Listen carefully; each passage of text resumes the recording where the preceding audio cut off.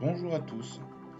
Afin de vous expliquer ce qu'est un rituel de dégagement par le plomb, je me dois avant tout de vous expliquer ce qu'est la magie, ou plutôt le travail énergétique, ce qui est identique. Une opération de magie, qu'elle soit positive ou négative, fait appel à une énergie des égrégores. Mais qu'est-ce qu'une égrégore? Un égrégore plutôt.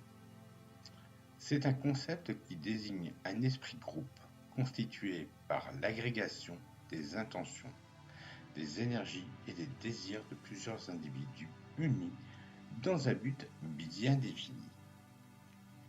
L'énergie de cet égrégore peut être positive ou négative. Le diable, c'est un égrégore, pour moi, d'énergie négative. On peut appeler Lucifer, etc. C'est vraiment un égrégore d'énergie négative. Lucifer n'existe pas en soi, mais l'énergie existe. Plus le groupe de personnes qui va alimenter cet égrégore est en nombre, plus l'énergie sera impuissante, puissante et va grandir. Par cette explication, vous allez très vite comprendre qu'une personne mal intentionnée peut utiliser l'énergie négative d'un égrégore et le diriger vers vous. C'est ce que nous appelons de la magie.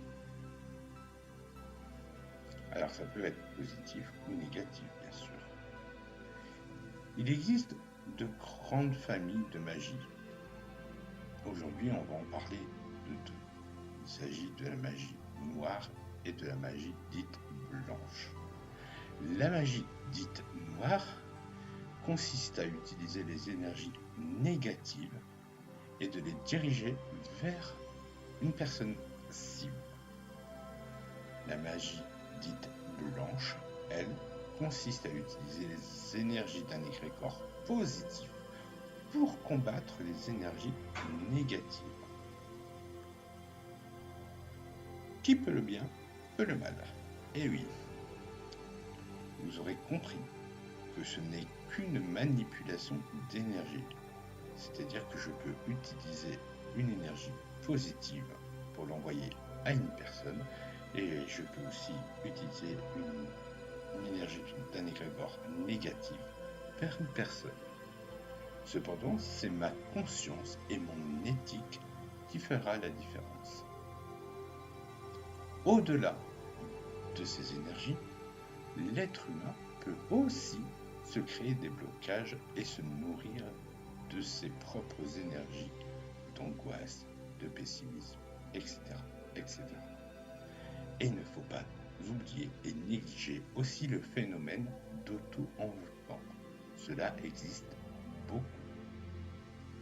Un outil qui fait ses preuves pour dégager une personne des énergies négatives, ça peut être un travail occulte, des blocages. Cet outil, que nous retrouvons d'ailleurs dans beaucoup de cultures, est justement le rituel de dégagement par le plomb.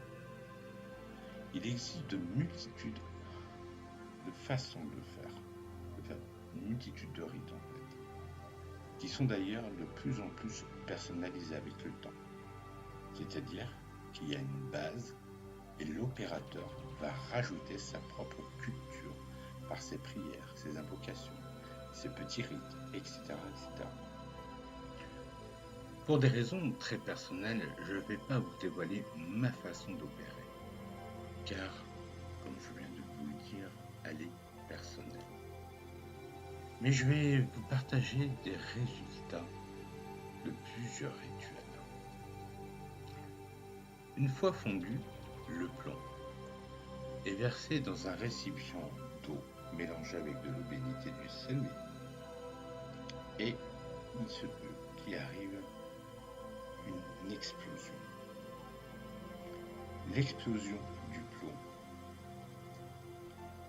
est la manifestation d'un déblocage d'un travail, occulte.